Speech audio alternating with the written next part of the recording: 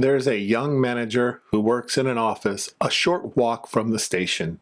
On most days, she heads to the same small restaurant for lunch, a place she's been coming to for years. She knows the menu well enough to order without looking. The chicken set almost always.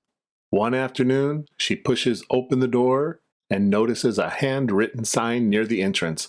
The restaurant has a new menu. She scans it slowly, looking for the chicken set. It isn't there.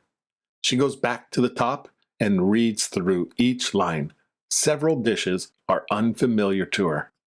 One catches her attention. It comes with roasted vegetables and a sauce she can't quite picture. She isn't sure it's right for her, but the woman at the counter is already watching.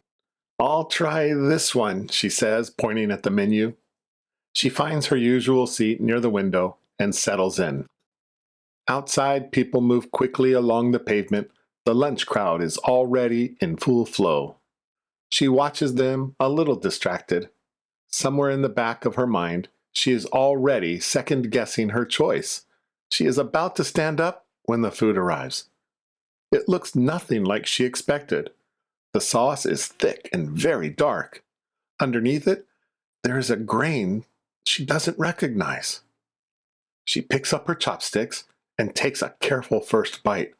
The flavor is deep and a little smoky, rich in a way she wasn't expecting at all.